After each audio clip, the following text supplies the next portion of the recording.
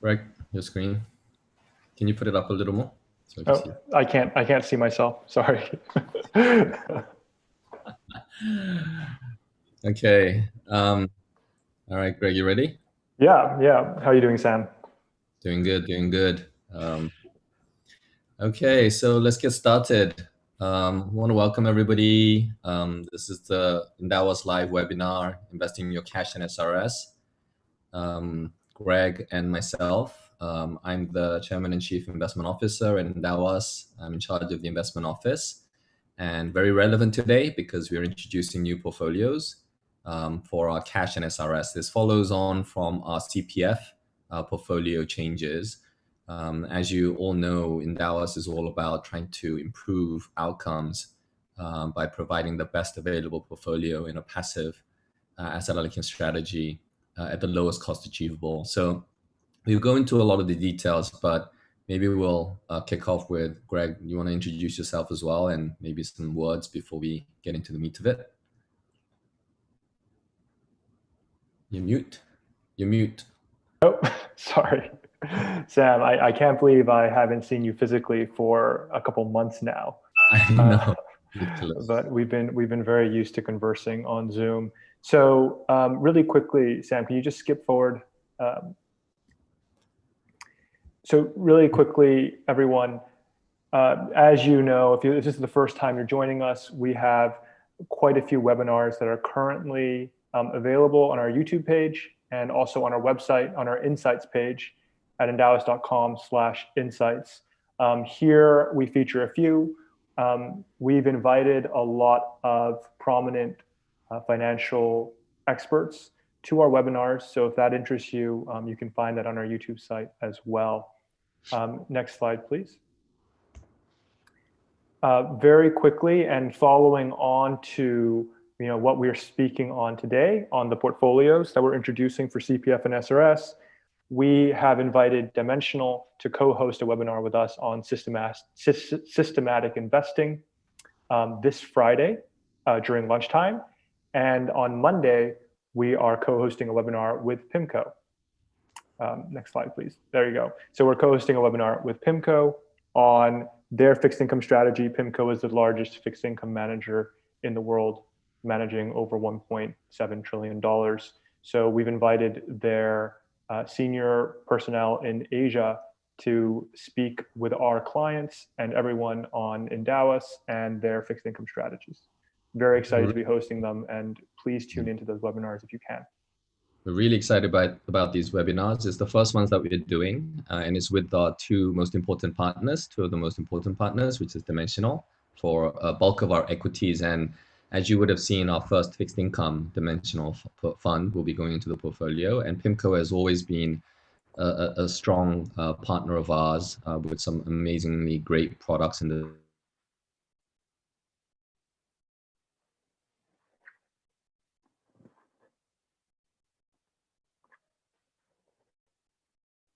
regular evening times as well. Thank you. Okay, so Greg, you want to kick off?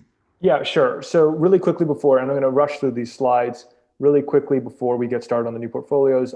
We want to, for people who are new to Endowus, we want to help them understand what we are about and how we do it. So really quickly on how we got here. Next slide, please. We, as a company, are on a mission to help people, and it actually originated by our own problem. We help people invest better so that they can live easier today and live better tomorrow, and very importantly, through retirement.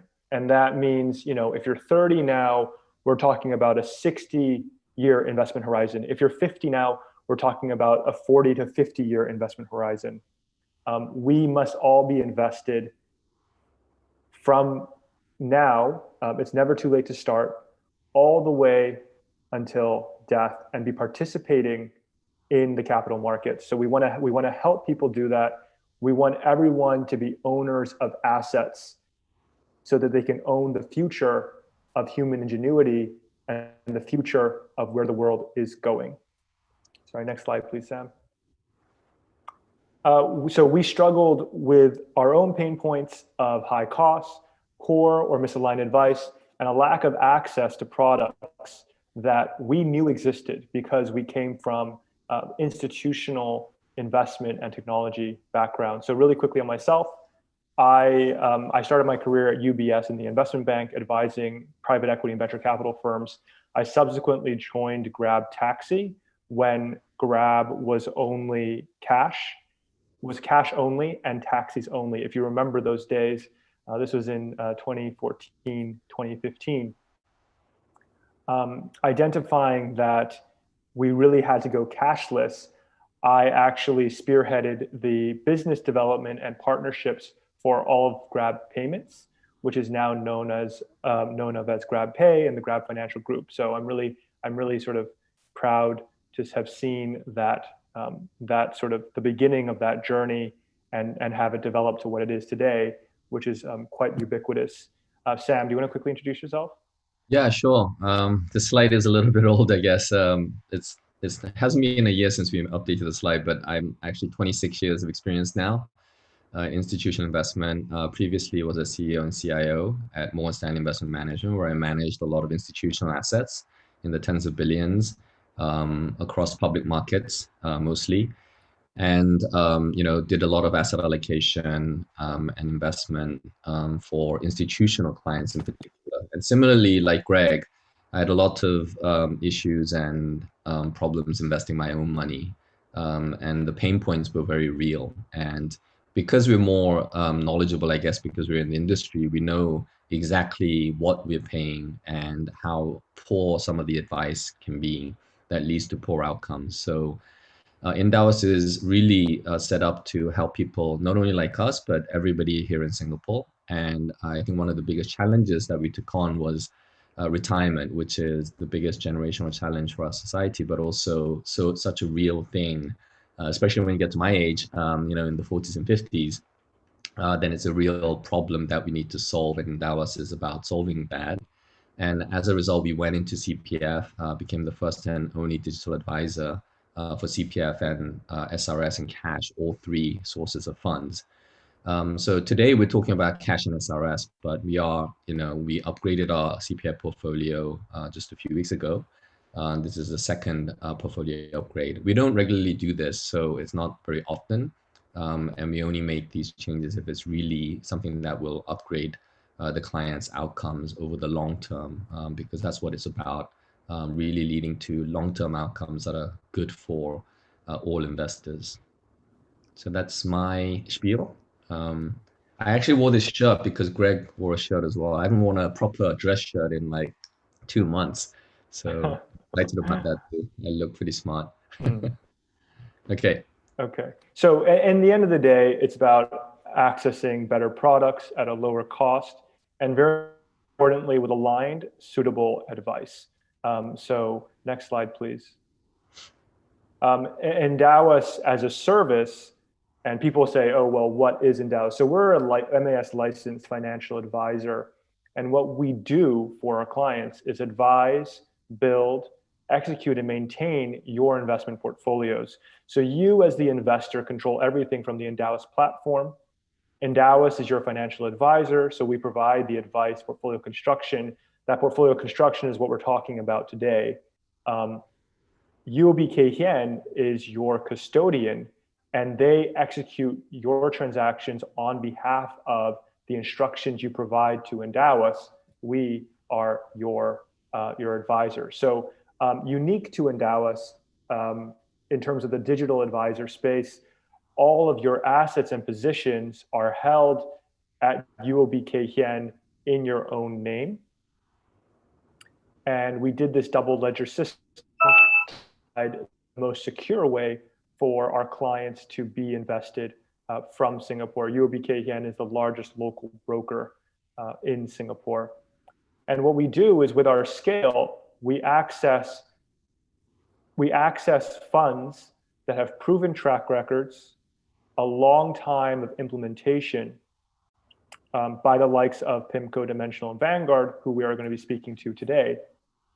And we continuously, monitor, rebalance your portfolio when it strays away from the target asset allocation. try and introduce better products into your portfolio. And we even work with the industry to make this possible. So we have introduced multiple Singapore dollar hedge products with PIMCO at a lower cost, so at the institutional cost. Singapore dollar denominated dimensional funds into Singapore and making them available to retail and accredited investors. So we go, I mean, in a sense, the access, advice, and cost, when we were not happy with the components that were available, it was about reaching out to the industry and our partners and building components or bringing them into Singapore and making them conveniently and low cost available to us and our clients. Great. Next slide, please. So again, it's about access, advice, and cost. I won't belabor that anymore. And we just focus on doing those things right. And in the end of the day, it's about, sorry, next slide, please. Yep, next slide. You get all of these things with Endowus delivered conveniently on our platform. No sales charges, daily liquidity, so you can buy and sell in a single day. Money and positions securely held at UOB Kay Hian. Singapore dollar and Singapore dollar hedged solutions, which are appropriate for the Singapore-based investor. We're not taking a bet on currency, but as a Singapore-based investor with future liabilities in Singapore dollars, you should be owning Singapore dollar hedged on the fixed income portion of your portfolio at a low cost and access to best-in-class institutional share class funds. At this point, Greg, can I answer a couple of questions that's been popping up on YouTube about fees? Yeah. So I think to be very clear, the website, the landing page defines our fees most accurately, and that is the fee that Endowus receives. So for SRS, for CPF, because it's for your retirement, and we want to give you the highest chance of success, we've lowered it to the lowest possible, which is 0.4% all in.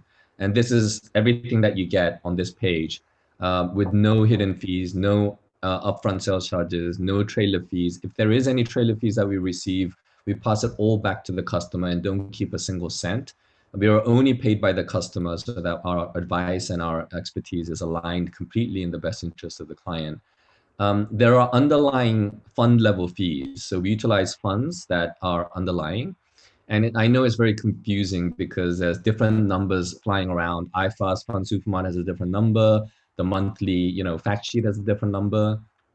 But the number that we provide you is the most accurate number because we negotiate a special fee, either in the form of accessing a much lower cost institutional share class, or we access the a retail share class with 100% rebate. So a lot of these fees that you see out there is not the accurate number. The one that we show is an accurate number, but we build it into a portfolio. So the portfolio level, fund level fees for 100% equity for cash and SRS now with these upgraded portfolio, as we'll show later, 0.4. And then all you need to do is add the Endowus access fee of 0.4, which gets you to 0.8 all in. And so I'm just answering it upfront so that there aren't any more questions because we've got several questions about fees. And we'll go into a bit more detail later, guys. So stay with us and we'll come back to your questions as well. Greg? Yeah, we can move on, Sam. Okay, so here we are. I think just quickly, because I think most of the listeners are our clients, we want to start off by thanking you, our clients who've been with us on this journey. So we shared how we got here, but we wouldn't have gotten here without each and every one of you. Thank you for your trust and belief in us. We are doing all we can as a team, and our team is growing to close to 30 people now. And everyone's working very hard on this mission of trying to solve the problem of investing here in Singapore and trying to improve the experience, but also improve outcomes. So we are about lowering cost at every level, providing independent, aligned advice, and giving you access to products that were previously not available. So, yeah, I am belaboring the point of advice, access, and cost again. Greg, yeah, go ahead. Go ahead. Okay, so we have an unwavering belief and philosophy, and it's based on proven empirical evidence that strategic and passive asset allocation is the best way to, reduce volatility, allow investors to remain invested for the long term, and get the market returns that will, give you or get you to a high probability of success in your investing. So our portfolios are not we're not changing anything on the asset allocation in any major way, and we'll go into more detail. But what we're trying to do is upgrade the portfolios, either by improving the risk-adjusted return. So these are the annualized returns for the new portfolios, the old portfolio, and then the benchmark of each category, equities and then fixed income. And then we've blended the two with a 60-40 portfolio, which is one of the most popular portfolios at Endowus and around the world. So we're giving you an idea of what the historical kind of returns are, what the standard deviation, which is a standard measure of volatility, which is the risk metric that most people use. It's how volatile the portfolio is over time. And the volatility is what creates the risk. And it prevents people from reaching their goal, because if it falls so much, then they panic and sell. Or if they rises, they chase markets and allocate at the wrong time. So we want something that's stable, but yet gives you good returns. And the most important thing is lowering fund level fees. So the old portfolio was a single fund portfolio that we're now moving to a diversified multi-fund portfolio. And we're moving, the fixed income portfolio to a globally diversified portfolio, but also multi-manager for the first time. So previously, our fixed income was wholly PIMCO. We're introducing a new dimensional global core portfolio, which is a relatively young history. We've been tracking it ever since it launched, but we're quite comfortable with the due diligence that we have done by following the fund for almost 2 years now.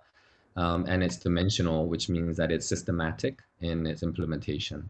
So these are the new portfolios, the new fees. So at every level, I think performance, these are historical returns, admittedly, but we think that the blend of the portfolio, as we'll explain later, will improve the outcomes, and the lower cost is also a benefit. Sorry, okay. So Greg, you wanted to pause here and talk a little bit? Yeah, so we introduced, this change to some of the financial bloggers and experts, and a lot of times we get feedback that a recommended portfolio change is us trying to time the markets. And some other platforms have recently undergone such changes. For example, increasing weightage to gold, increasing weightage to technology, for example, maybe decreasing exposure to certain currencies. We are not trying to do that at all. That is not a service we provide. It is not something we believe will lead to the best outcomes for our clients over the long term. So we want to make it very clear up front that we are not timing markets because of the current environment. We are not making a bet on, certain strategies or exposures to outperform other strategies or exposures.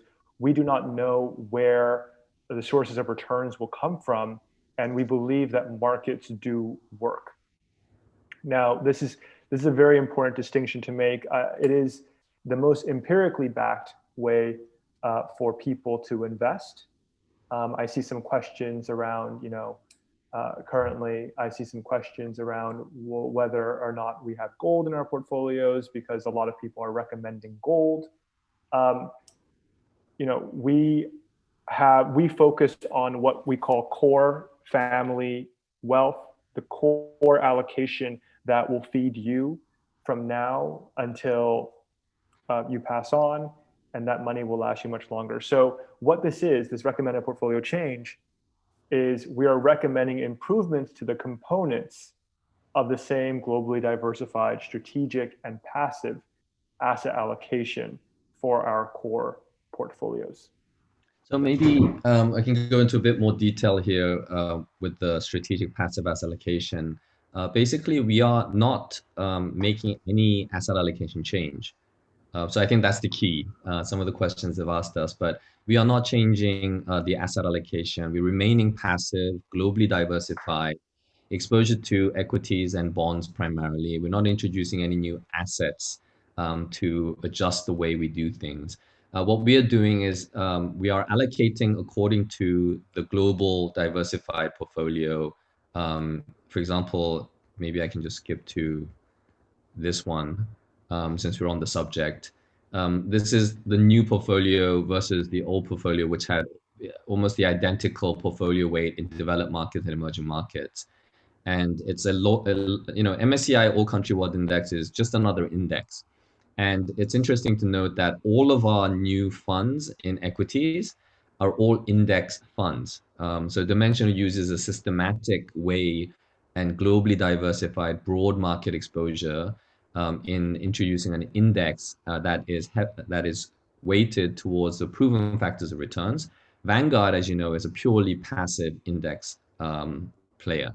So what we've done is basically indexed to the global portfolios in a way that is very passive, and that, as we know empirically, has led to the best outcomes for investors, just buying the whole market and staying invested for the long term without trying to time the market. And so I want to make clear that we're not changing anything related to the asset allocation. What we're doing is representing those allocation in the best way possible with the underlying fund components. And this is the fun story behind where we came from, Greg. 2 years back, we were debating about the portfolio construct. We were reaching out to the fund managers. And initially, the portfolio actually had local Vanguard funds, and we wanted Vanguard to, introduce those funds in Singapore. We were working with them to go into CPF, but unfortunately, they pulled out of Singapore. So it took us a while, but we brought in Vanguard funds in the lowest cost achievable. We put it into CPF as well, where previously it wasn't available. So Endowus is the only way now to access passive investing through Vanguard managed index funds in your CPF for S&P 500 and global equities. But we're introducing that into our cash and SRS portfolio as well in this diversified way. So we're going back to our origins by having a portfolio of equities and bonds, which are predominantly, systematic or index-based, or it's passive. And we're doing it through the best guys who can implement it in the best way, which is Dimensional and Vanguard and PIMCO. So, as we keep emphasizing, we're not trying to time markets. We're not trying to change the asset allocation. We've been working towards improving the portfolios. And so that these changes are just the underlying components of the asset allocation. Okay, so we'll move on. Greg, and yeah, so further to why we do not try to time markets is that, and maybe Sam, you've been in the industry for a very long time, so you can share a personal story, but outguessing the markets, even for professionals who look at the markets every day, has an extremely low probability of success. So if you're a top quartile fund for 3 years, only about a quarter will remain top quartile for the following 3 years. Another statistic is, Morningstar ratings. If you're a 5-star rated fund, in 3 years' time, you only have a 14% chance, 14% chance of being 5-star rated just 3 years later. So the persistence in active fund management is very low. And what we see is that, over time, the number of winners versus their benchmarks decreases. So therefore, this informs us that being strategic and being passive in our asset allocation. So strategic means an asset allocation that is best suited for your goals is the most empirically evidenced way to invest, especially when you're dealing with your core asset allocation, the asset allocation that you will depend on for, maybe your children's education, your home, real life events like retirement. Continue. Sorry. Yeah. Go Just ahead. a quick plug though, just in case. ML, the brokerage fees are included in everything. So everything that you do through Endowus includes every fee, including brokerage, transaction, redemption, everything. So there's no additional cost to anything that you pay. And then I think our colleague Shang-Shi replied wrongly, right, Greg? But On our landing page where we do the projection, we include all fund level fees, but we do not include the Endowus fees. So please take note of that. Yeah. And really, when we started talking to many of these fund managers to build out the portfolio, and we looked at what was the best way to do this. We did not use ETFs like many of the other robo advisors, because we realized in Singapore it's actually a little bit cost inefficient in accessing, especially the US ETFs. So US ETFs have multiple costs that are on top of the fund level fees. So the ETF cost at the fund level looks really cheap, but you add on withholding tax, which has a high cost. 30% US withholding tax on a 2% dividend, for example, is 0.6% cost. You actually add on FX costs because you have to convert your Sing dollars into USD. And banks and brokers take a spread on that. You have broker fees, you have bid-ask spreads, and you have multiple transaction costs on brokerage fees. So if you add all of that, and it's you have fees going in, but then later on when you take the money out, you have to have another um, level of fees that you have to pay at the FX level, at the brokerage level, etc. So US ETFs are very inefficient in the way we invest from Singapore. So from the get-go, it was really important for us to have a Sing dollar share class or Sing dollar access so that we can match your asset to your future liabilities and not take needless risk in the form of FX. Also make it tax efficient so that we access the UCITS range of funds or ETFs, which are more tax efficient as a whole from Singapore, not just on the US withholding tax. And then, there's no transaction fees utilizing Endowus platform and services. So we are built on top of the shoulder of giants. So these PIMCO and Dimensional guys who manage hundreds of billions, if not $1 trillion of assets, have products. So fund managers build products and funds. We don't have to reinvent the wheel and try to build something on top of other ETFs or other funds.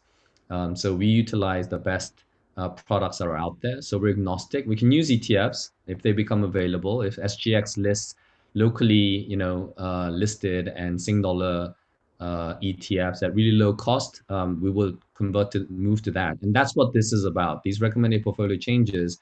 In the future, we may shift to an ETF, which are low cost and SGX listed. And that's this kind of exercise to try to improve the outcome for you by finding better solutions, lower cost solutions, which will improve the outcome for you. And so this is the actual portfolio that we have built for you. It's on the equity side, as I mentioned, it's 100% passive, it's 100% systematic, it's indexed, and it's Sing dollar denominated. So we remove the FX costs. Somebody, I think earlier asked about the cost of FX and hedging, but we don't, equities are denominated because of the varied time frames. Fixed income funds, because of their duration, and we have much more visibility about holding periods, the fund managers tend to hedge it using FX swaps. So the fixed income products are systematic through Dimensional or diversified through PIMCO, and all of them are Sing dollar hedged access. And these fund managers, imagine if Endowus, poor little Endowus, or even a UOB-Kay Hian, or any of these robos try to hedge currency or make FX transactions. There's going to be a high cost involved. And that's the case for you when you invest through a robo-advisor and they do the transaction for you, they take a cut. So there's an additional cost. But in this way, we outsource it all to the fund manager. When they actually make the investment, they optimize the FX exposure. So they can maybe net out FX exposures. They can actually access financial instruments which hedge at really low cost. So the cost of hedging is virtually none. At the fund level, and at your level as an investor, it's at such a low level and it's completely outsourced. You don't have to worry about the FX portion. And that was really, really important for us to have that Sing dollar asset liability matching exercise as well. The other thing is these are all institutional quality funds. So PIMCO has a retail share class which charges you almost 3 times what we charge at the fund level. These numbers that you see on the right, the fund level fees. For a global bond fund, which we access at 0.49% because it's the institutional share class, If you go to a retail like a DBS bank and try to buy the fund, and even at many private banks, they give you access to the retail fund, and the retail fund fees are 1.39, 90 basis points higher. So almost 3 times as high. And on top of that, you pay the sales charges on top. So I think it's really important to note that these are institutional share classes. Dimensional does not give access to retail investors just directly. You have to go through a financial advisor. So we are an approved financial advisor of Dimensional. So you get access to systematic funds at low cost. And we have included the Vanguard Infinity S&P 500, which is a Sing dollar share class. So the fund level fees are actually 30 basis points at the management fee level, and we rebate 27.5, almost half. So the headline fees that you see on iFast or anywhere else at DBS, etc., or other places on this S&P, you would see a 57.5 basis point management fee. And then there's a 10 basis points fee of total expense ratio, which is the admin fee. So all the numbers that we see here, fund level fees, I would like to highlight are total expense ratios, which is like the highest cost, the full all-in cost that you would pay at the fund level, and not the annual management fee, which is often touted as the actual fee that many people talk about. So this is the actual total fees, including expenses that you would pay. We include all of that. And then we still manage to get that with 100% rebate of the trailer fees, which are higher than any other distributor or financial advisor. So we get a special deal for our clients from Lion Global to give you a bigger rebate. And we give that all back to you to get to a lower net fee, which is lower than anybody else has access to. And it's precisely the reason why the S&P 500 is only accessible through Endowus on CPF, because CPF has a cap of 50 basis points on the fee, total expense. And so we are the only ones who can access that. So, Sam, I'm going to really quickly jump in. We have a couple questions on the difference between Singapore dollar denominated and Singapore dollar hedged. Yep. And another question, which is a good one, completely separate, is if your portfolio is down, is this a move you want to make right now because you would be so-called realizing a loss? Do you want to, yeah, sure. Okay. I can take the first one, sure. The Singapore dollar denominated and Singapore dollar hedged. You take the first one, I'll take the second one. Sure. So Singapore dollar basically unit trusts have what they call an umbrella fund structure, where they can issue share classes in many different currencies. So they'll issue, for example, for this dimensional global core equity Singapore dollar accumulation share class, they might have a dimensional global core equity euro share class, a US dollar share class, a GBP share class, etc. And they would all be invested via they would all be invested in the exact same portfolio. But what might differ is the underlying currency which you invest in the fund. So by investing in Singapore dollar denominated funds, what we're doing is the fund manager will take in the Singapore dollars, and then they will look to see, where they need to allocate that money to maintain the global allocation mandate of that particular fund. But it's efficient for us to do it this way because we are handing them Singapore dollars, and Dimensional, for example, manages $500 billion. So they get FX at almost no cost whatsoever. It's much cheaper than we can get it. It's much cheaper than UOB Kay Hian can get it. And it's definitely much cheaper than our clients can get it on their own. So we asked them to launch a Singapore dollar share class for us so that we have the most efficient way in and out of the portfolio. So that's Singapore dollar denominated. The Singapore, as an example, if the fund was US dollar denominated and it was also the global core equity fund, if I transferred those return numbers into Singapore dollars, I would end up with a very, very similar return as the Singapore denominated fund. Okay, so now let's talk about Singapore dollar hedged. When it's hedged, it means that it takes the underlying performance and hedges that performance back to Singapore dollars. So if the fund, and these are fixed income funds, if the fund is receiving coupons in a different currency, it takes out the effect of the Singapore dollar versus that currency to give you your return. So that's Singapore dollar hedged. And the reason why hedging your Singapore dollar returns for fixed income is very important is because fixed income is meant to be a stable part of your portfolio. And research has shown, and this research was done by Vanguard in particular, research has shown that if you remove that Singapore dollar hedge or the hedge back to your local currency, the volatility of your fixed income portfolio, when you layer on the currency risk, is much higher. As this is meant to be a stable part of your portfolio and one that you're going to use in the nearer future, therefore hedging the portfolio is very important, hedging the fixed income portfolio. The volatility change when you Singapore dollar hedge equities is not that high. So we're not making a bet on currency. All we're doing is saying, you know, your fixed income, because your liabilities are in Singapore dollars, should be Singapore dollar hedged. And it also therefore will reduce the local currency volatility of your portfolio.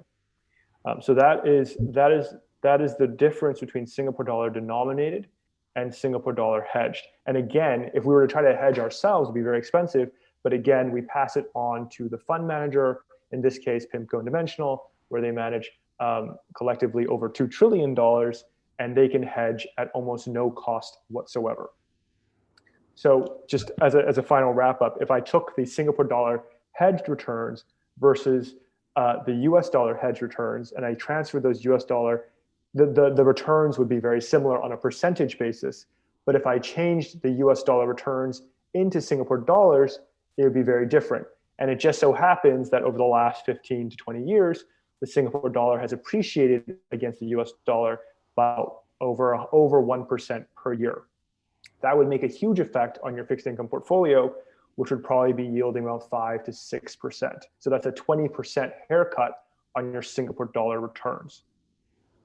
That is a very, very big difference. So that is why it's important to Singapore dollar hedge your portfolio. We've written an article on this in Endowus Insights, so I encourage you to check that out. So please reach out to one of our reps or email support@endowus.com if you have any specific questions, or if you need fact sheets or other details. We have a lot of information on the website, landing page, FAQ. We have fund rationales, why we chose the fund. So it's written by us, the investment office, but also other documents that may be useful for you, like prospectuses and PHSs and stuff like that, which some people have asked as well.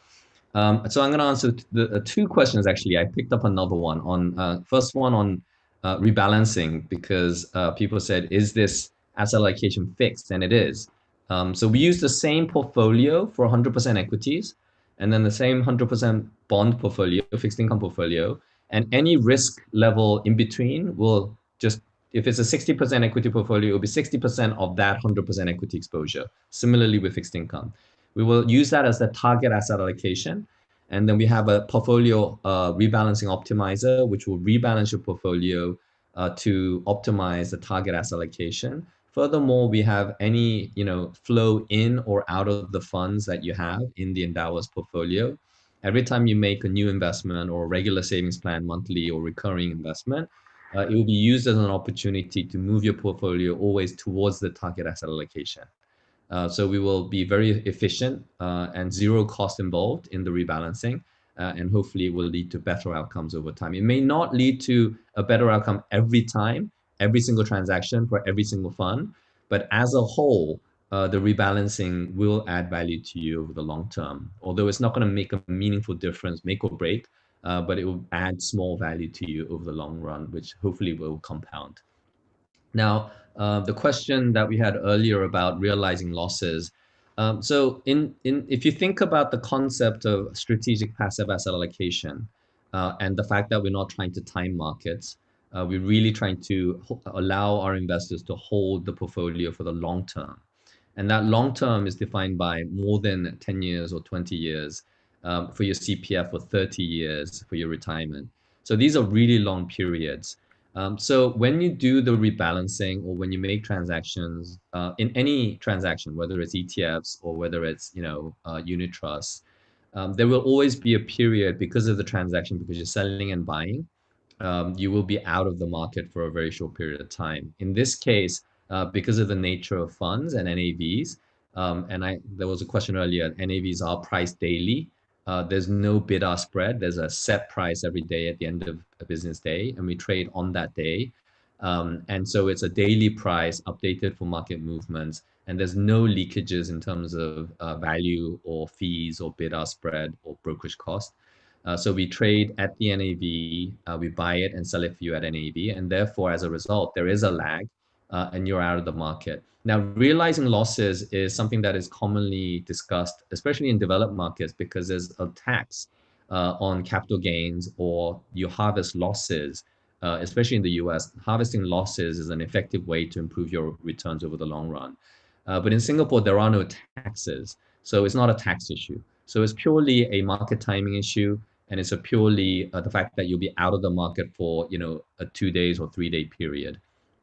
And although I have to highlight also logistically, although we say that it will take 7 to 10 days or a long period, we are being conservative with that date, just so that we manage your expectations in terms of your experience on the digital platform where you see your positions. So I know it's not optimal, but that takes a little while for the numbers to get updated. But please know that the number of days that you're out of the market is not for the whole period. When you sell it and it settles, then you're out of the market. And when we place a trade and then we buy it, you're already back in the market. So it's actually really a matter of, I think, at the most 2, 3 days. And if you look at the long period of your investment period, those 2, 3 days really doesn't make that much of a difference in terms of return. Obviously, with the recent market volatility, there may be times where there will be volatility, and sometimes you may win, sometimes you may lose because of those short-term volatility. But in the long run, these portfolios are created to improve outcomes. So everything that we do, we don't do this regularly. We've been operating since we managed client assets from March of 2018. So we've been more than 2 years managing client assets. It's the first time that we're changing the underlying components of the portfolios. We take this really seriously, and we only do this if it's really necessary and it's something that's going to lead to better outcomes. So once every 2 years, or a year, you out of the market for 2 days because of the inefficiency of transactions, I think it's not going to make a meaningful difference to your long-term outcomes. So we will still advise you to switch to the new portfolios. Having said that, for many clients who don't want to change or who don't want to be out of the market at all, or who like the previous portfolio for whatever reason, it's okay. We are a financial advisor. We do not do anything without your consent. So we ask that you change your recommended portfolio. And within like half a day, maybe 20% of our clients have already shifted. But many clients may have missed emails or may not be, or they're listening to this webinar to find out more before they make the decision. So that's okay. I think, for many clients, they might like a single fund exposure in the world equity. That's fine. Maybe they like the real return portfolio that we had before in the fixed income. So for those clients, you do not necessarily have to switch, which is also a difference from other major robo-advisors who make that decision for you, implement it for you, and give you no choice. So we are giving you a choice to switch to the new portfolio or remain in the old portfolio. So that's a choice that's up to you. And you can make that choice at any time. So you can wait for a few months and then decide later on you want to switch to the new portfolio. You can do that then. So it's really up to you. Trying to give as much empowerment to our clients as much as possible. Yeah, can I just jump in here, Sure. Sam? Sure. And we'll try to move faster on the remaining slides. The old portfolio is extremely efficient as it is. As you saw, the fee differential we're saving here is at the basis point level. So it's 0.01%. It's at the 0.010, sort of the 0.1% region. But we are implementing this change because we think it will make a meaningful difference to your long-term returns. You can make up the mind when you want to switch on your own, and you can never switch if you like as well. So that is really a choice that we let our clients make after giving them all of the information and evidence that they require to make an informed decision.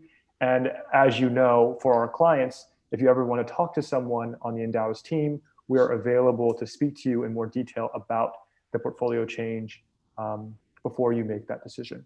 So let's move on, Sam. Yeah, so I'm going to move on very quickly on the next slides, but just on these portfolios, basically. Oh, this one. I did mention this earlier about why we don't use ETFs, so I think we can skip this one. Yeah. Mm-hmm. But just on the wealth chart, so this is the outcome of the new portfolios. So I just compared the 60/40 old and new. These are all in the Endowus Insights article that was published. So you can find that in the website. And if you have any questions, please reach out. And this is the efficient frontier chart that is in the Insights article as well. And I think many people have asked us on this, but it really goes back down to the fundamentals of finance that diversification is the only free lunch in finance.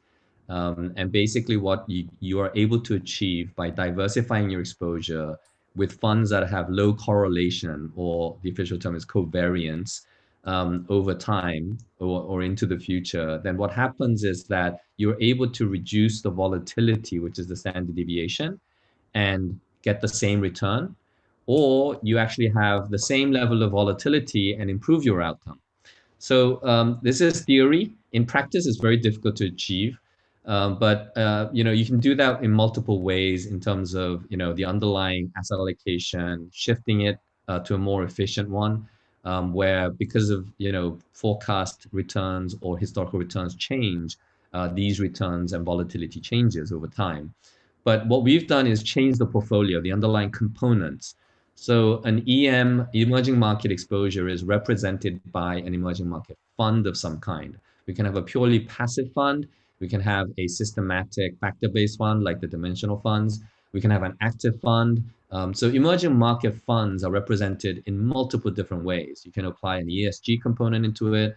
So there is no single index. Even the MSCI EM Emerging Market Index is not a representative total market index. So it's important to differentiate indexes with the total market, which is the broad passive market exposure, but also how do you represent that asset class with what kind of fund is really important. So if you can find a lower cost fund for the same index, obviously you will have better returns, because index return that you can realize is index minus cost of the fund. So you take that a little bit further, and if you can build proven factors of returns like dimensional can, then you can enhance the returns without taking additional systemic risk. So this is what we've done with the new portfolios, found better products to represent the asset classes.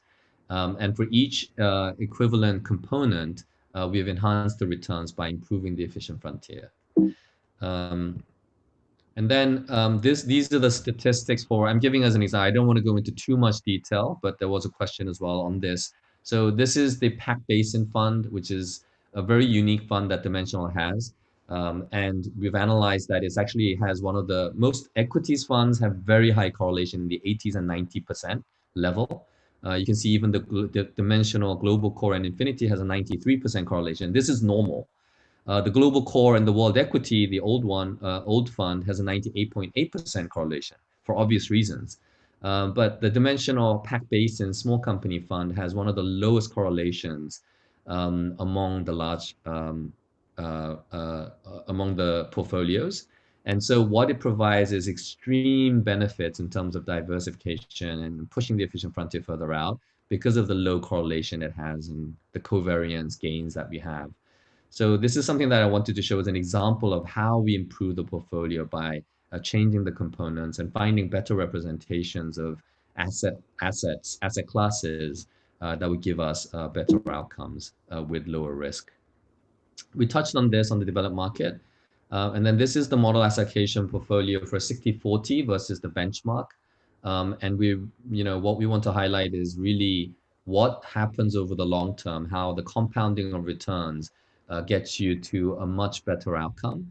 But also we want to highlight also transparently, what are possibly the worst outcomes. So the worst periods over a 12-month rolling period, 12 months rolling, and then a 5-year rolling period and a 10-year rolling period. And you can see that, for an annual return, there are periods where even the bond fund can give you a negative return. And this is a peak to trough kind of 12 months worst outcome. But if you extend that period, and there's some questions about the time frame, for 5 years, bond fund never returns. Actually, the worst outcome is 10.6% over 5 years. Even a 2080 with 20% equity over 5 years the worst outcome is 4.46. The best outcome is on the top, 80.9%. And then on a 10-year period, none of our portfolios would ever give you a negative return. So I think it's really important that we focus on the time in market, that we don't panic. The recent experiences in the market volatility is a prime example. Who knew the market would have fallen 30-something% in a matter of weeks? It's unprecedented in nature, but who also would have guessed the market would have rebounded so quickly and continued to go higher? So I think it's really, really impossible for us. I mean, as human beings, we cannot predict the future. We have to be humble and admit that, and really focus on proven empirical evidence of how we generate long-term returns as individual investors. And it's actually the most simplest and basic and easiest way to do it. You don't have to worry about it. You can be exposed to the global markets, invest for the long term, use a low-cost platform like Endowus, and the rest, the market should do the work for you. Yeah, and Greg, this slide highlights a few things. It highlights our transparency to our clients on how they, what to expect in a worst case scenario. Most of the worst 12-month scenarios happened during the global financial crisis. And it's very important when you are allocating yourself to a portfolio that you understand equity markets can go down by 50% from time to time. Warren Buffett says equity markets can go down by 50% once every 20 years. And they have almost done that. But you need to remember that you need to allocate yourself to a portfolio where you can tolerate that risk and that is appropriate for your goals. So if you are investing for a year or even 3 years or even 5 or 7 years, I would really not consider a 100% equity portfolio as the appropriate portfolio for you, because we just don't know where the markets will go in the near term. We know what the long-term averages will be, and that's what we want people to capture. We want you to take compensated risk to capture these long-term returns. But as empirical evidence has shown us, you have to be passive in your asset allocation, which means you need to write it down and then you need to write it up as well. Okay. Cool. So I think we've covered most of this. Greg, you want to quickly cover Sure. these? So, passive. I think in the interest of time, maybe we'll move very quickly because we Okay. have questions. Yeah. Thanks. Okay, sure. So the passive strategic asset allocation is very important, and not trying to move around and beat the market, because the market actually consumes information faster than any human or computer can consume it. Sorry, next slide, please. So this is what the world by market cap looks like today. 54% US, 8% Japan, 3% China, to name a few countries. But what will it look like in 10, 30, 40, 50 years from now? We don't think you should stray too far away from the global market cap in terms of geographic allocation and miss out countries like Japan, for example. So, or only invest in the STI, which is a very, very concentrated index in a very, very concentrated market, mostly exposed to the local Singapore market, which in the context of the world is 5 million people versus 8 billion people. Next slide, please, Sam. Yep. And really importantly, moving on, we get a lot of requests for example, the S&P 500 only, and I see a couple questions around that. We just don't believe that the certainty of outcomes is there when you are only exposed even to a single market, and as important a market as the US, like S&P 500, where even their revenue is diversified across the entire world. So the revenue of the companies in the S&P 500 are diversified across the world. You need to take global allocation, and this is a really good reminder that from 2000 to 2009, the US market, which is indicated by the baby blue, actually was down by almost 10%. And from the 70s to the 80s and the 80s to the 90s, Japan had a return that was 400% and then 1,100% for the following decade, where the US had a return of 76%, followed by 400%. So a So just to quarter. clarify there, that the 2000-2009 period, S&P 500 as an index gave a negative absolute return of -9%, not underperformed the index, but negative return during the whole decade. So it's from that low base that you've seen S&P 500 power ahead and perform in this decade. So it's not something, it's not a sure shot that the S&P 500 is always going to outperform, even though it's a great index and has had the best performance recently in the recent decade. Yeah, and there's a recency bias, right? We are biased to what we have recently seen, and if you guys remember, in 2000 2009, everyone was going crazy about BRICS, right? The Brazil, Russia, India, China, emerging markets taking over the world, and surprisingly, from 2010 to 2019, they actually had the worst performance. So it's very hard to play this game, even decade by decade or year by year, and try and find and try and figure out how to allocate yourself year by year.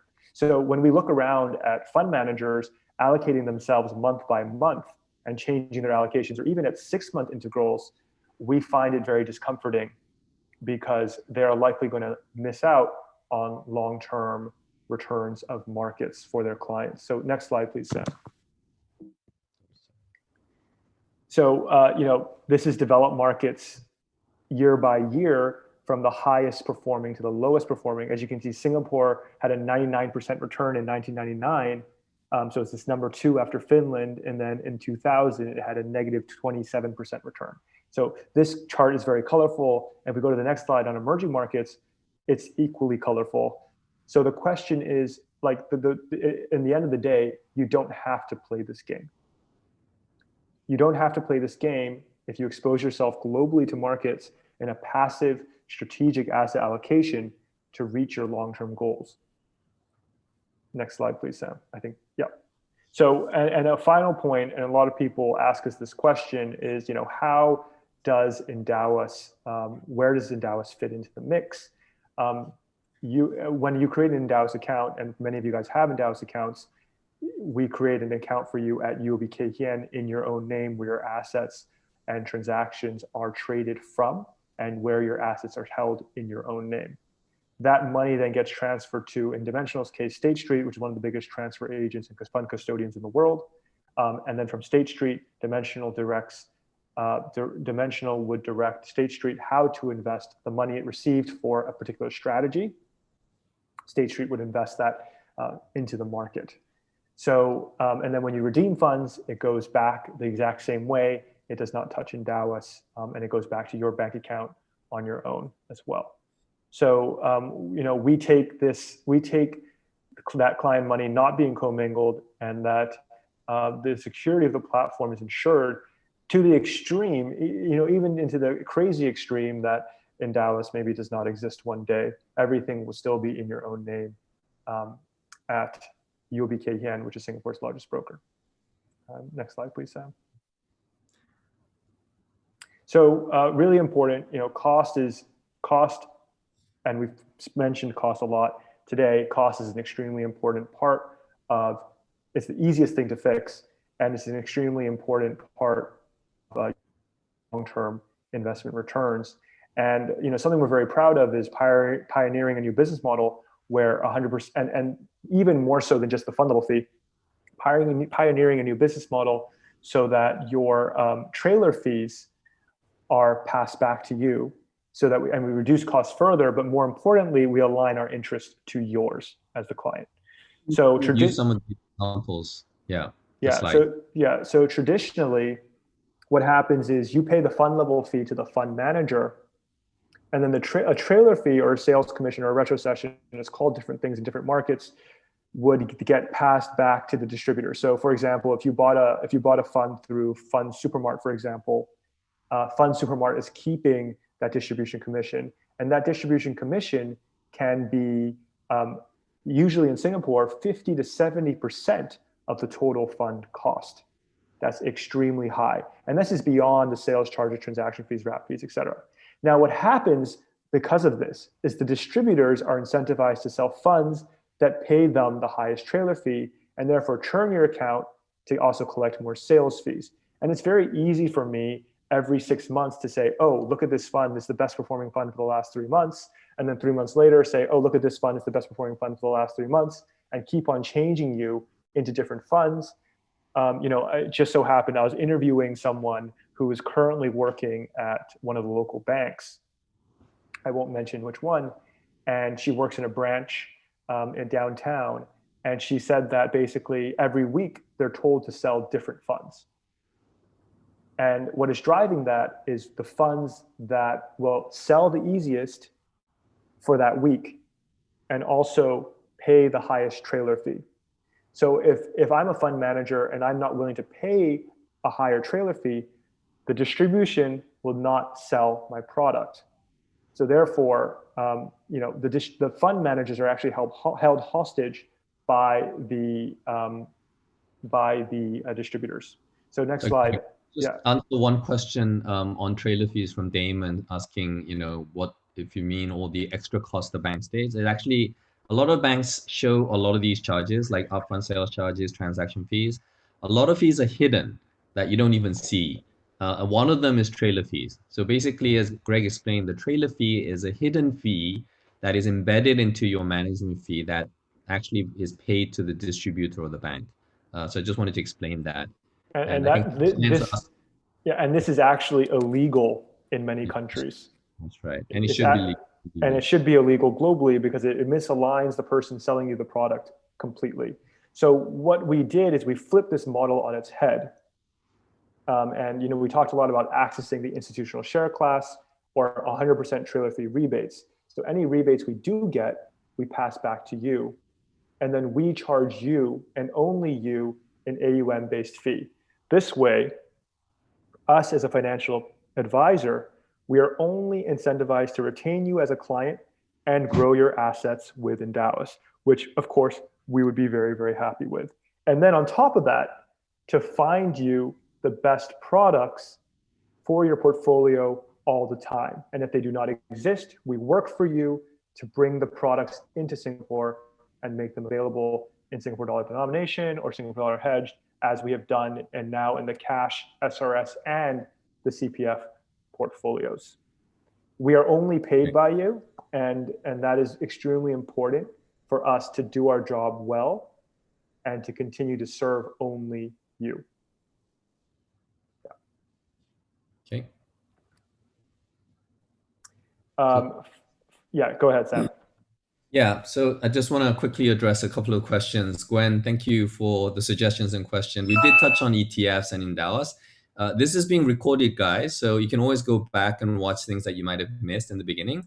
But just for the benefit of people who have joined late, ETFs for us, especially US ETFs, have high FX cost, as well as withholding tax, as well as bid-ask spread, and the additional risk of FX. So in many ways, it's very inefficient. So if there was a SGX listed ETF, and they are, but they're all listed in USD, so you have to do an FX conversion, and the bid-ask spread is really high, and the costs are really high. So we've found the best solution we can find in Singapore, which are Sing dollar share class funds at the lowest cost achievable and accessible. And to your point, Gwen, I think this is why we make it interactive. I think we want to look at the questions so that people are engaged. We have slides. We've gone through the bulk of them, but we have a few more. So bear with us, and we'll deal with the questions at the end as well. So on this cost matter, it really is important. Trying to improve your return by 1% is not that easy versus the market. Like Greg talked about, my previous experience, 26 years in the industry. Actually, a lot of it was me being an active investor, trying to beat the benchmark. And fortunately, I did beat the benchmark for a long period of time, which allowed me to progress in my career, but also it led to really poor outcomes. And so it is very random when the returns come. I cannot guarantee you that I will outperform the market next year. Some years I'll get lucky and do really well. I'll say that it was because I am a great stock picker, or I'm a great investor, or an asset allocator. But in reality, the fact is that a lot of things are out of my control. Whether COVID happens is out of our control. Whether China and US trade tensions, escalate or de-escalate is out of our control. The economic cycle is out of our control. monetary policy is out of our control. And a lot of these things we cannot predict beforehand.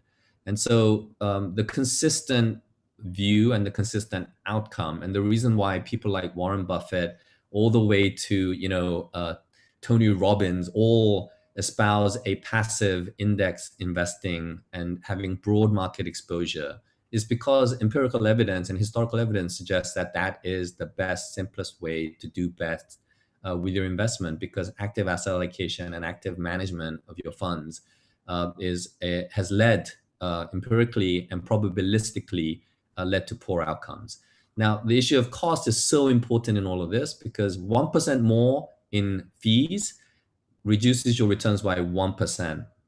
And the difference between 1% over an extended period of time, because of the power of something called compounding returns, a 7.5% and an 8.5% return leads to almost a $2.5 million or 250% difference in returns, just 1% over 30 years.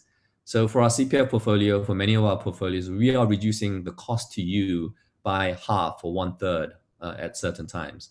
So if we can reduce costs that much, then you can improve your outcomes over time. But the only way you're going to realize that is by having a passive asset allocation strategy, so that you're exposed to the markets over the long term and you stay invested and you continue to add to that position, but also you access it through a low-cost platform like Endowus. And it doesn't have to be Endowus only, but it just happens that we are the lowest cost. And we are the lowest cost because we specifically wanted to be the lowest cost. And we are giving up margins and our salaries and other things and cost and a fancy office in order to achieve the returns that hopefully will give you a better financial future. So on that note, we'll move on to the cost of our fees versus what is the actual cost of markets. And I've seen several questions about these fees, and so it's very important to address it. It depends who you access it through. So it really does depend, and there's no set cost of accessing certain products or certain portfolios.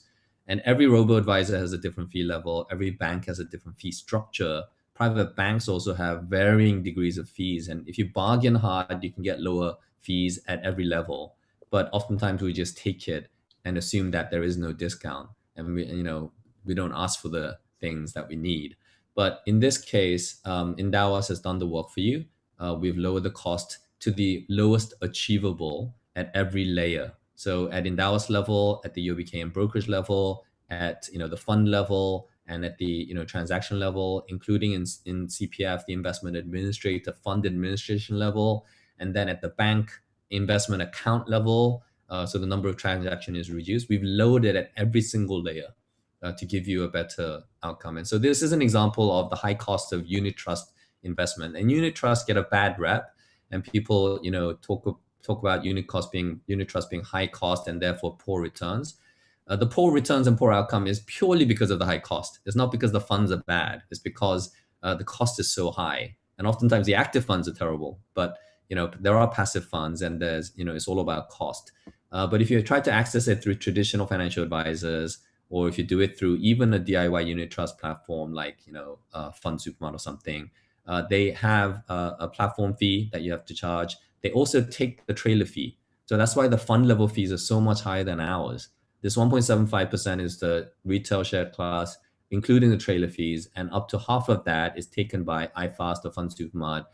So they take half of that cut. So they say no sales charge and 35 basis points is all we take, but actually, half of that, if it's 75 to 1%, they're making like 1% or plus out of this, which is very big. And so independent financial advisors like ourselves are all about aligning interest to clients. We don't get paid by anybody. So the fund managers do not pay us a single cent. We don't take those trailer fees. If we do get anything, and sometimes we try to negotiate a higher trailer fee rebate so that we can pass it all back to you. And our target is always all-in cost to be below 1% at every level. And we've achieved with 100% equity portfolio in cash and for SRS portfolios, 0.8% now, which is the lowest achievable. And similarly, you see a lot of these robos using US ETFs. And to your question, Gwen, earlier, this is a little bit more detailed to give you the breakdown of the additional fees that could occur. And if you put all in costs, The fund level fees are 20 basis points. A lot of these ETFs in the US tout that they're 5 basis points or 7 basis points, but that's not the total all-in cost. So although ours looks a little bit higher, it's not admittedly much higher. And if you put in brokerage costs and other fees, we are definitely much lower. And if you do it all in, we're at 1% or below. Greg, do you want to add anything or?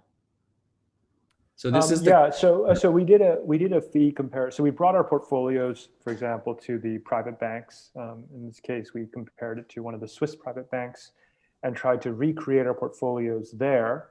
And for the same portfolio of, let's say, 100% equities, where you were using our midpoint fee, it was 82 basis points versus 1.64 all in, including their upfront fees, upfront fee, which we amortize over 5 years, a custodian fee and fund level fee, and does not include any wrap fee for a managed portfolio solution. So, even trying to recreate our portfolios with up to $10 million was not possible at the same level of cost, given the components that are available in our portfolios. That's all I wanted to say on this slide. Yep. Okay. So just a quick plug for our next webinar. So we will have another one on this Friday with Dimensional. So Dimensional will be joining us. We have Joel from the regional director, and Dr. Wei, who is an investment professional at Dimensional, and we'll be talking about systematic investing at Dimensional. And I will also talk about why we chose Dimensional and the funds that we have included in the portfolios. That's this Friday lunchtime, so we don't take away your Friday evenings. But also next Monday, we have another one, follow on with PIMCO. So we have two wonderful people joining us, Marcio and Alice, to talk about the various fixed income portfolios that PIMCO manages and how to navigate fixed income markets with PIMCO products, and how we have partnered up with Endowus to access institutional investing for individual investors. Okay. Should we touch on some questions that, oh, sorry, are we supposed to go past this slide? Sure. So we had some questions about operationally how this works. Yes. Really quickly, if you are an existing client and you want to switch into the new portfolio, you will have a notification on the upper right-hand corner of your platform, and that will and it will say, recommended portfolio change. You can click there and it'll say view details. If you accept the portfolio change and you accept it by a one-time PIN with SMS, if you accept the portfolio change, we will line it up for implementation, which means that if you accept it before the cutoff time, it will be traded the same day, so that it will start off with a sell of the overweight funds. So the funds that have a greater allocation than the new allocation, the new target allocation. And then when that money settles, it would go and buy the portfolios that are underweight currently. So we will take this rebalancing opportunity to also bring your portfolio entirely back to the new target asset allocation. So it's a pretty straightforward process. Again, you can feel free to stay in the existing portfolio. This is not a forced move. The existing portfolio, and I saw some questions on this, the existing portfolio is more heavyweight, the long-term risk premiums of small cap and value. Those of you who understand dimensional strategy intimately will also understand that that is a strategy that has a long-term high expected return, but also greater volatility, and it is more distant from what we call a market cap weighted asset allocation. This portfolio is a closer to market cap weighted asset allocation, but it's still, because of the dimensional exposures, overweight small cap value and profitability. And it also has the added component of the Asia focused fund, the Pacific Basin fund, the Pacific Basin Fund, the Emerging Market Fund, the S&P 500, and the Global Core Equity Allocation, and then the covariance between them to make the optimal equities portfolio without going too far away from market cap weights. So we'll answer a few other specific questions related to, I think William Tan gave us a few questions about, can we change the allocation between the different equities? We actually provide you an advised portfolio, but so you cannot actually change the allocation. We'll be launching a DIY solution not too long in the future. So please reach out to us and we'll give you more information about DIY solutions where we can give you, a little bit of flexibility. But right now, we advise you to take the portfolio as a whole, so we're not making any changes. And you gave us a good question about the high correlation between the two portfolios, the developed markets and the US portfolio. And as I mentioned, actually, a lot of the portfolios, even the world equity and many portfolios, especially when it includes developed markets, because it's a very high percentage weighting towards a US equity, US developed market global equities will have very high correlation. So that's just the result of, the reality that US is such a big piece of the global market. But what we're doing is not trying to overweight the US in any way. What we're doing is providing you a more efficient way to get to that global exposure. So we're trying to use the cheaper funds or the better funds, balancing between the factors of returns to get you to a globally diversified portfolio. And the four component structure is the same across cash and SRS and CPF now. So we try to utilize the same process and same asset classes and the same funds if it's possible. Now, there's other questions that we always receive is, why can't we use dimensional for, CPF? Or why can't we use Vanguard for cash and SRS? So every client has a different need or think that this fund is better than the other. But obviously, we are trying to find the best for that source of fund. So for cash and SRS, it just happens that all of these funds are available for both sorts of funds. So you can invest your SRS into tax efficient SRS savings into these same funds. But unfortunately for CPF, dimensional is not available.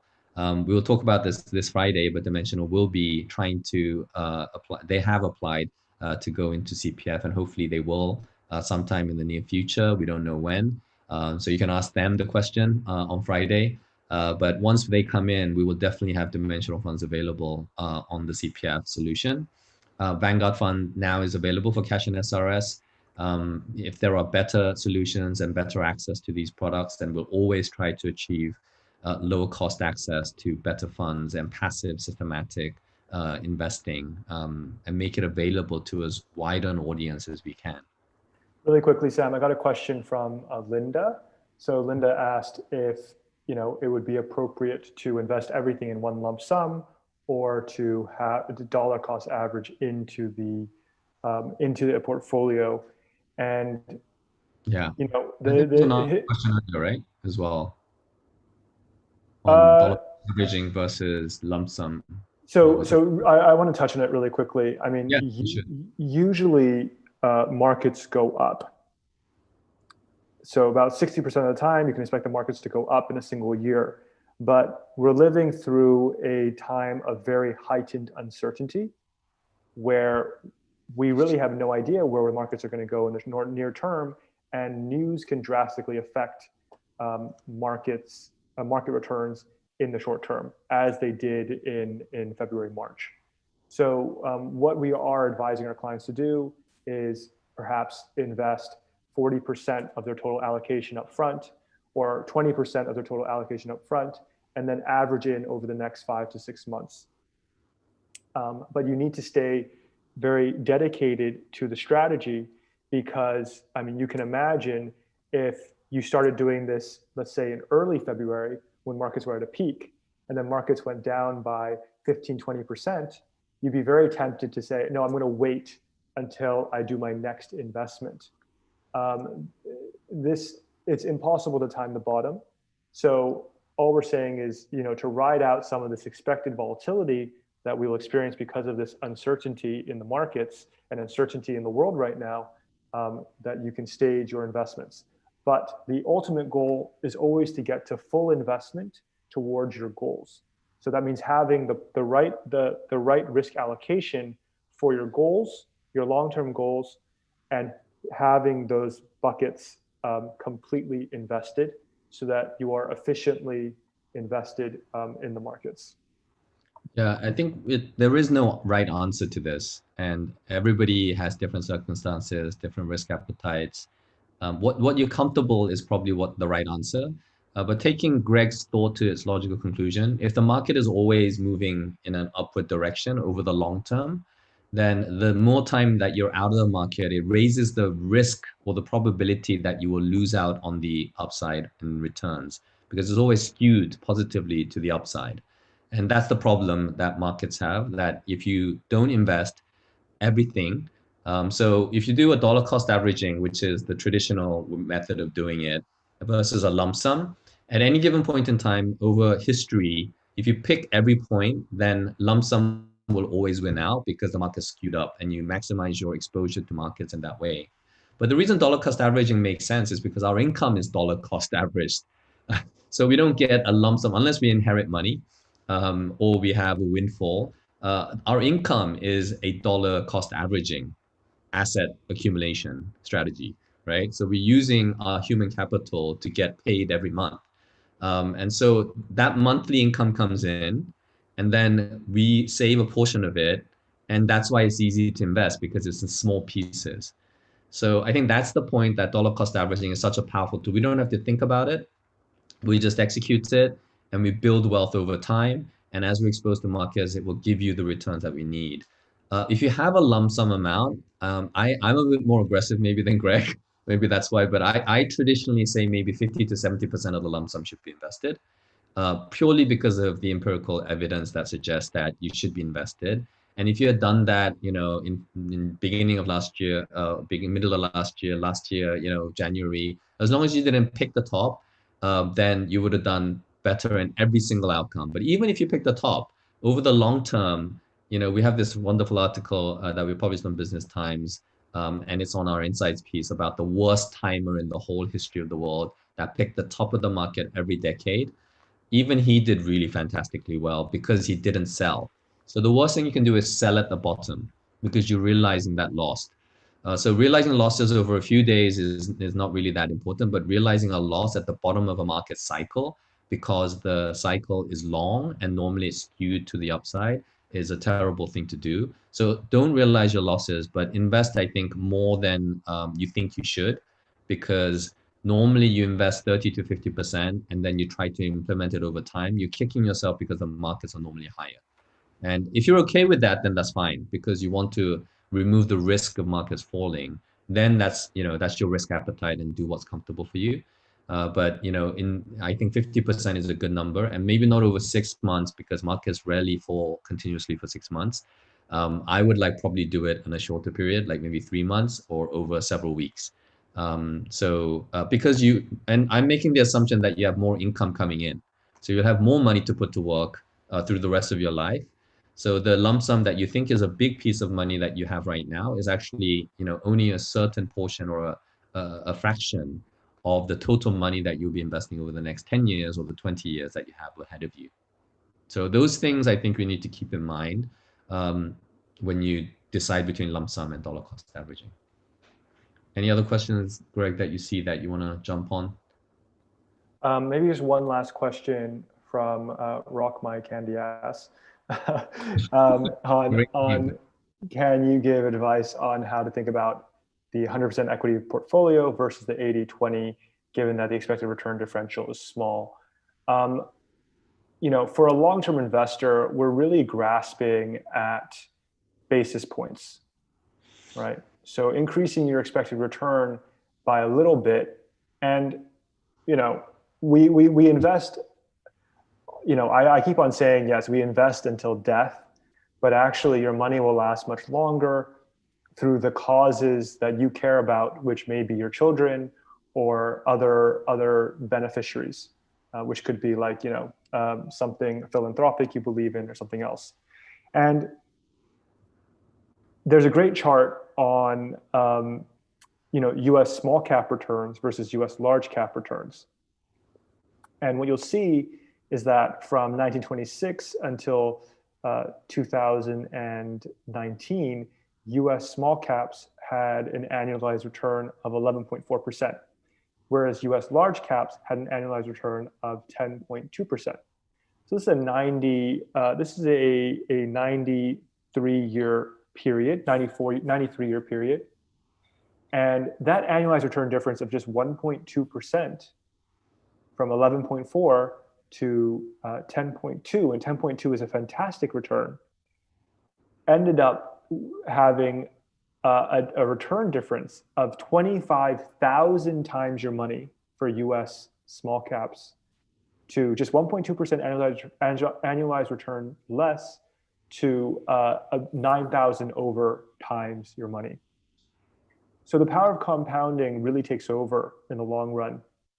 And you will capture, if you're a diligent investor, you will capture the long-term average of the asset allocation or the risk level that you've decided to deploy yourself to. And mind you, this 1926 return, this goes through the Great Depression and all the other wars and everything else, where they saw an 80% erosion in the value of the stock market. So I think what portfolio you should be in really depends on when you need to use the money and the level of volatility that you can behaviorally tolerate. And we want to help our investors, we want to help our clients get through that equation. Maybe set up different goals with different risk tolerances so that they can stay on track and reach their life goals. Because money is really meant to be an enabler, not something that you live your life for, but something that enables your life. Yeah, one other thing is that, please be very careful when we look at historical returns, because it really depends on when you started and when you end it. So it may be a short-term period, it may be 5 years, it may be 10 years.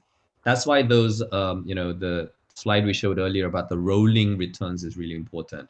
Looking at the different periods of 12 months or 3 years or 5 years or 10 years or 15 years of rolling returns, because you're looking at every single possible outcome and then looking at the best outcome and the worst outcome and every outcome average.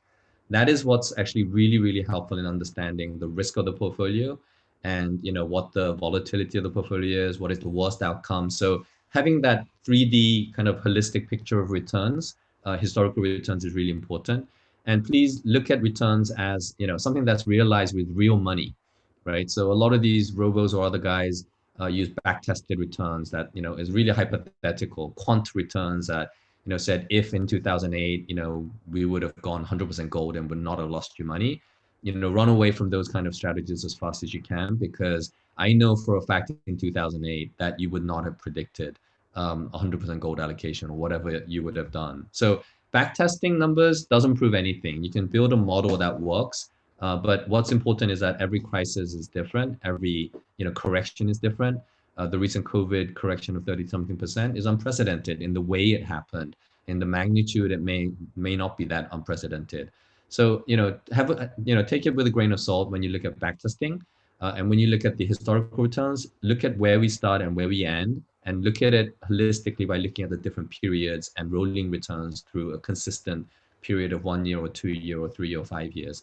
That's why at Endowus, we are completely transparent, give you those rolling returns for every portfolio, and then the worst outcomes so that the worst case outcome. Mostly those numbers are in 2008-9 realized. And so these are real money that was managed. And there's another reason why we choose these managers like PIMCO and Dimensional and Vanguard, because these guys were managing hundreds of billions of dollars of assets through the financial crisis, through decades, and they know that this is what happens. None of these guys would come out and tell you that they would not have lost your money in 2008. So, there may be certain products that could have done that, but so that's one thing. And then, we transparently give you actual historical data of our advised portfolios. Of course, it's indexed as well as it's hypothetical, because these are funds and we would have rebalanced it maybe differently. We do simulate rebalancing, We use the same portfolios consistently with the same target asset allocation. So we try to be as robust in our analysis and giving you even historical returns. And that goes back as far as 2003. So on our landing page, transparently, before you even come on board, and just a plug, you don't have to do anything or sign up anything. It's all free. You can come on board and you can test it out. You can look at the portfolios. You can build a risk portfolio for yourselves with just an email and a password creation. You have full access to our resources.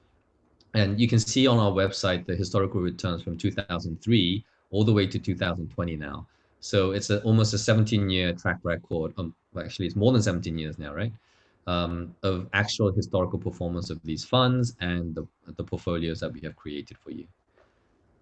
With that, shall we wrap up? We've come to 1.5 hours. Greg and I actually said that we should actually try to be punchy and wrap it up in 1 hour. But we are very thankful for all of you for joining for this long period. Also asking so many great questions.